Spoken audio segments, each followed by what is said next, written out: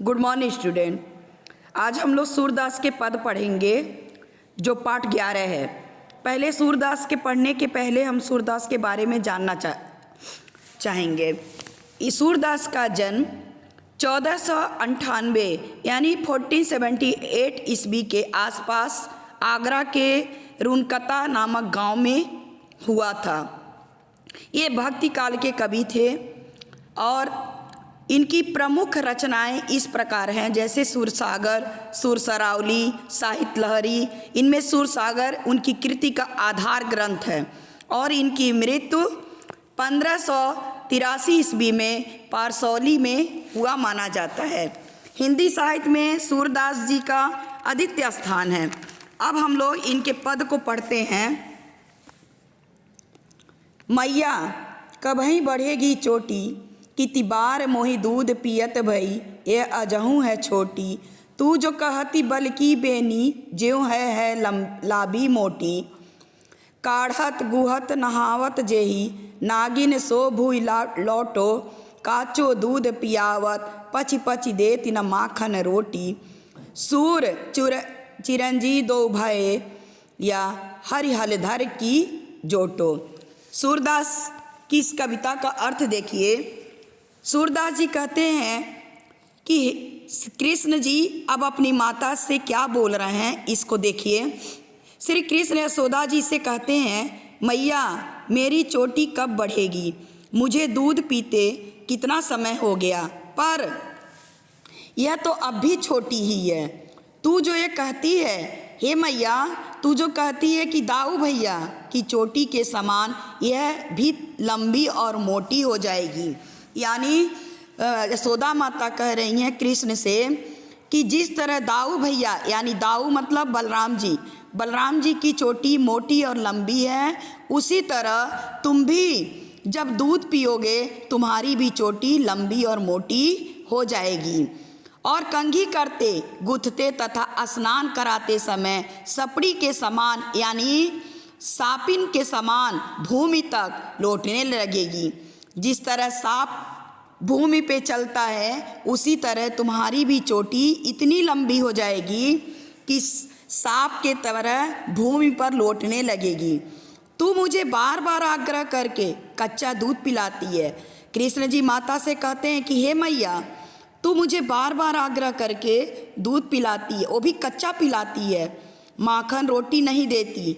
मुझे माखन रोटी पसंद है मैया, मुझे माखन रोटी नहीं देती और कच्चा दूध पिलाती हो। सूरदास जी कहते हैं कि बलराम घनश्याम की जोड़ी अनुपम है, ये दोनों भाई चिरंजीव हैं। यानी इस दुनिया में बलराम और घनश्याम यानी कृष्ण की जोड़ी अनुपम है और ये दोनों भाई चिरंजीव यानी युगों युगों तक यह अमर हैं।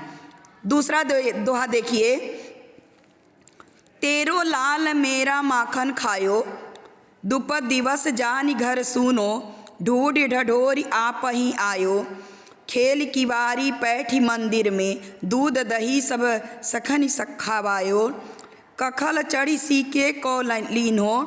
अनभावन भूई में ढरकायो, दीन प्रति हानि होती गोरस को। यह टोड़ा कोने ढंग लायो, सूर्य श्याम को हटिक न राखे। तय हो पुत अनोखे हो जायो। सूरदास जी कहते हैं एक गोपी उलाहना देती है, यानी यशोदा मैया से कहती है, उनसे उलाहना का अर्थ होता है शिकायत। माता यशोदा से कहती है कि हे मैया, तुम्हारे लाल ने मेरा माखन खाया। दिन में दोपहर के समय घर को जब मेरा सुनसान समझकर स्वयं ढूंढ ढांड कर इसने स्वयं खाया। और माँ, जब मेरा घर सुनसान था तब यह ढूंढ ढांड कर यानी मेरे घर में घुसकर ढूंढकर सुनसान देखकर माखन खाया। स्वयं अकेले ही नहीं खाया बल्कि अपने मित्रों को भी खिलाया। यहाँ तक कि मैया मेरा किवाड़ खोलकर घर में घुसकर सारा दूध दही इसने सखाओं को खिला दिया।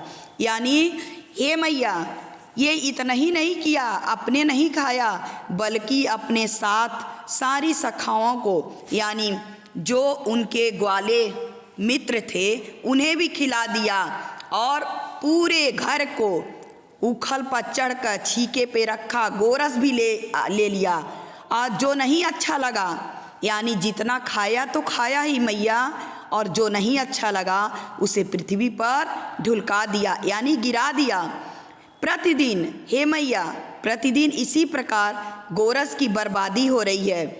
गोरस का अर्थ होता है दही, दही की बर्बादी हो रही है, मक्खन की बर्बादी हो रही है। तुमने हे मैया, तुमने इस पुत्र को किस ढंग पर लगा दिया है। गोपियाँ यशोदा माता से कह रही हैं कि हे माता, तुमने अपने पुत्र को क्या चीज़ सिखा दिया है जो हमारे घर में जाके घुसकर बर्बादी कर रहा है। यहाँ तक कि श्याम सुंदर को मना करके घर क्यों नहीं रखती हो। हे मैया, कृष्ण को समझाओ और समझा बुझाकर उसे अपने घर रखो। क्या तुमने ही अनोखा पुत्र उत्पन्न किया। हे मैया, क्या दुनिया में तुमने ही अनोखा पुत्र जन्म दिया है। क्या तुम्हारा ही पुत्र दुनिया में सबसे निराला है जो दूसरों को नुकसान पहुंचाता है।